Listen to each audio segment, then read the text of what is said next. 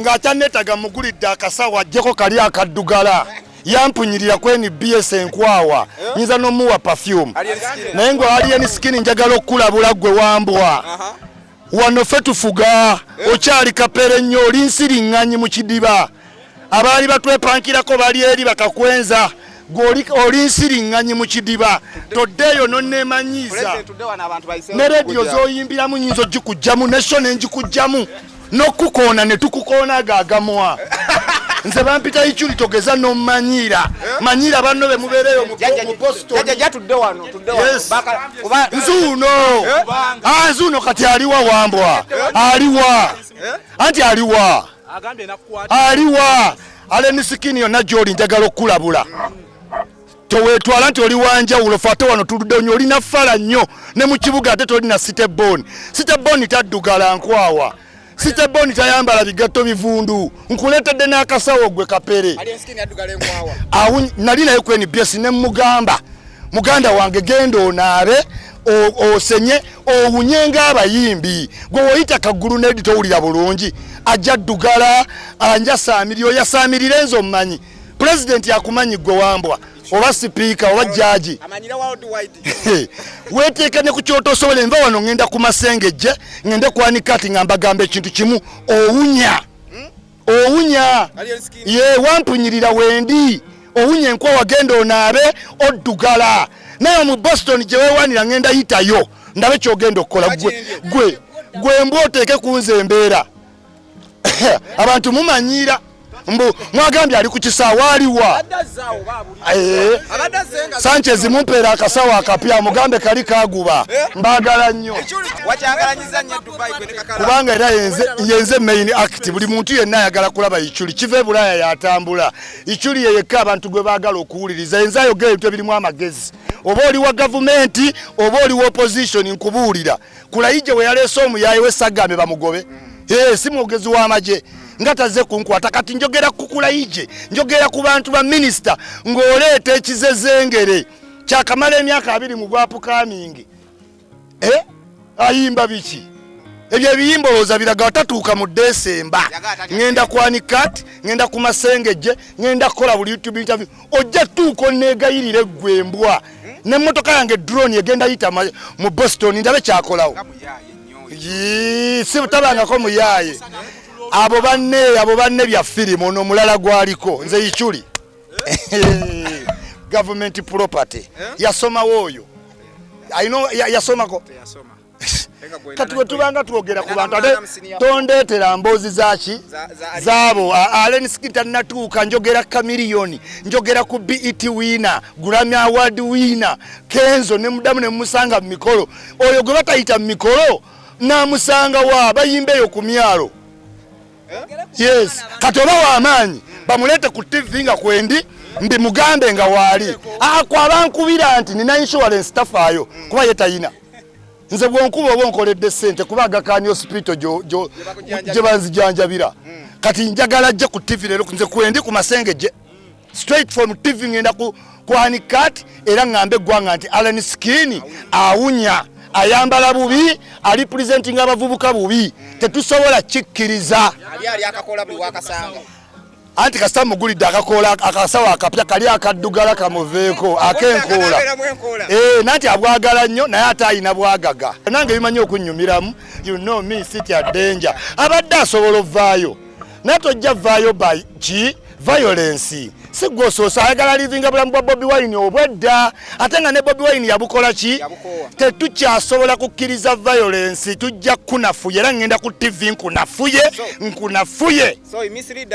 amisiridiga abavubuka ajja kugee ku stage nga yeegaayo omuddo okumanya oli w'amaalo olowooza gosoosa oli akakoola oli fala kakuleze bulezi gamwa ne gagaziwa munoona ne mbiramu ebintu ebigeregeze nekyogera nyo onkuba ndi omanyi gw'omanyira gwe kino kigasiya namugamba genda onaabe lekerawo gaayo omuddo kumanya omusajja oyo ali stupid dance namugamba ojja fiirwa akalango ka Coca-Cola nangamba ndi munene seetaaga Coca-Cola that's when I realized this nigga is fucking dance kubanga oyina taking example olaba Chameleon muyimbi wa amaanyi. After 25 years Chameleone yandibadde aba ne basponsaga nga kuliko Uganda Airlines, Uganda Revenue Authority, KCC, Egg Parliament, naye olw'enneeyisa ye tasobola. Kati gwe muvaawo nga mujerega olaba Kenza agenda abaani kubanga abaana bali ki hambo yadda mu discipline ne mu America. Lil Wayne yali yasinga rapping ebintu ebirise ebyamagezi naye endabika ya Lil Wayne nge misguiding abaana ne baleeta Drake ne mu 50 rappers mu America tebamutaddemu n'ayomba nnyo nga kituufu alina okubaamu naye endabika ya Lil Wayne gwogira nga omwana wa mwagale kusanyusa agannyo iki byebyo seetaga kunetondera anaabe bunaabi alabike bulungi kubanga abantu bamwagadde. Yes. Ate ebyobutazaala bimukwatirako wayazaale owaayi wanaaba omwana we bode mutomedde n'abaayo. Lwaki abavubuka bano abato abazza amalala mangi nnyo mu ndongo? Amalala balowooza they can force a new thing mu be babenga be baliwo kati oyagala kugirambo mu violence naye wowe oyagala gangsterism ate gangsters baba smarta tojja mu bupale ayina ebigatta ebivundu namusanga ne mugamba oyinza ompunyiridde nga tuli ku NBS ne mugamba ompunyiridde kubanga nze na designer perfume so anomuwaayo naye simanya jjajji kubaate mu ngoye. So ekitegeza advice yote yagitwala nga kikulu n'ateka obutesi. Kati ntino mumuwaze mbu wa kibuli naye muganda wange ojjogwa mumbi tukuyiwe ebinnyo kubanga gwe obusiru bwo otunuulidde yikyuli naye tomanyi kiri awo bajja okukuba tunafuya principle ne tutuuka ne ku kitebe kye nga ate ali mu kalulu kati gwe atalina woosa tabeereyo mu Boston. Kale n'owulira omuntu anneemanyiza nva ku world tour ninga muyimbi nze yabadde eringa main actor tatuukangako wadde Mombasa nti bamuyise kuyimba nga ate wano abeewo atya wano ffe tufugawo abeewo tinza asosovaayo nzize n'abankuuma mbabuulizaawo aliwa kati kufa embyani mutiitizi mbadde njagala mbeerere uddamu mulage nti ate oli fala nnyo mu Kampala wakajja mbadde mu Kampala ku Wilson okuva 1990 gwembwa otiise nze tuyinza n'okukusanga mu Galaxy ng'oyogera ne tukujjamu ne Nimrod tuyinza omukubira essimu n'otadda mu Galaxy nenkusanga ku NBS n'ofuluma tufulumya baba bifuzi ng'oleeta ejjenje si music muwagala era for the moment ndabye nga asobola okuva mu ghetto n'avaayo ngera Bobi Wine n'abayimbi abaki tulina abayimbi bangi abava mu ghetto abeeyisa obulungi Gulunedi abadde abeera bweru ku sirika awo abantu bonna abamumanyi okuva lyava ewaki eluweero ye yandyeyisizza ddala buki bubi naye w'osanga Gulunedi olaba ng'osanze ki star w'osanga Fit for Make olaba ng'osanze ki Bruno Ko olaba abaana bangi nnyo abali mu ghetto Zex birangirangi Dax vibes Dax vibes kati ekyo simanyi alien skin era daki alien ababouncer yamanyi naye oba ayagala otegeera level nansonge mu busonzi mbe nga drone etambula akiikeyo piki ye alabe kyengendo gikola ate waleme kuba wambuuza. Yes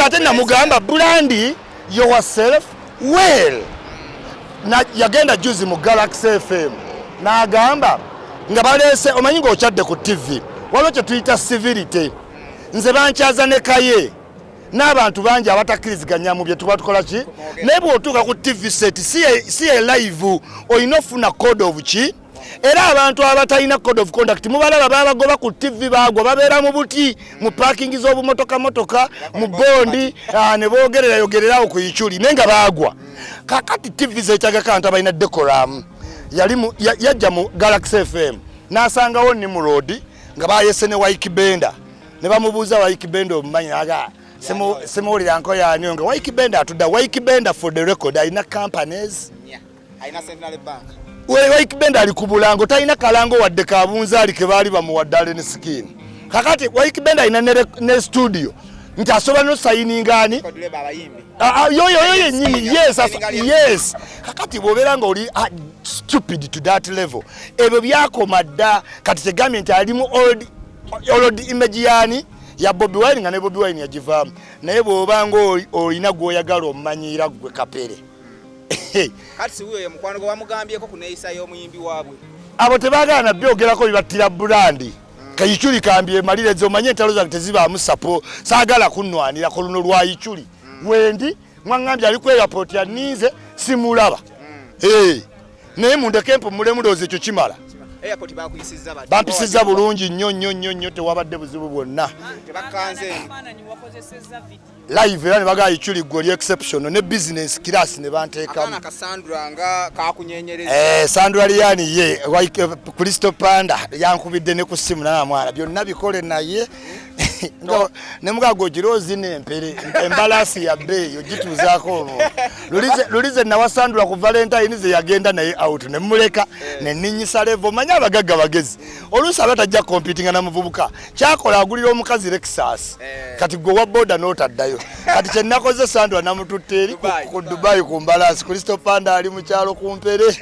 Naye nga ye empere ne Dubai. Akulimba kubyo nze njereza oluyimba olwo naye ekirungi ekintu olina wotuka n'olabanga due to public demand kikususeko nze nyini abaana baatuse ne bangamba zine empere tukufuwe nenzine empere simanyi fomita naye ne banfuwa sente amazima gali nti oluyimba abantu balwagadde yes munnange nze nagenze nga ndi kyetuyita abantu abagendeddeko kubanga ebya trip babyabayimbi. I swear, know what? When I do say Dubai, people will testify. Nabadenga muyimbi. Ebimuli byendese mu hotel room, bank gundi yes. Wane Uganda wino ntuse kanaleka yo cakes neri nafunye. Nza abadde avako cake abalala ze balya. Ichuli yavako ekitangala abalala ne balabe.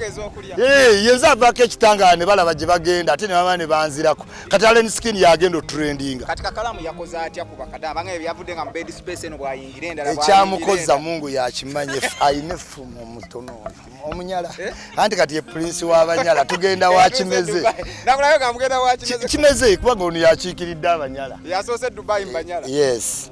Naye nga mbagala nnyo abantu mwena mukachinge kencha tukole interview eziriki nice kati ndi mwebbugu munkoye mbadde nsaba mundeke enkole ki ngende naye nga Allen Skin nkubuulira line eggwanga lyegendereze anne Kaiza amunoonyezaako anti ojja noonya Kaiza naye nga gwe kyonoonya tokikola ki tokimanyi naye bw'onoota kule nnyo ojja kifuna oba tokimanyi buuza ku bakakwenza nabo baali bakinoonya ne bakikola ki babutida alimpa abantu bangi abaze mu eyo format babuuzeeko nene yefujjo ng'oyagala olikola buuza ku bakakwenza onoonya genda mu asylum baagala nnyo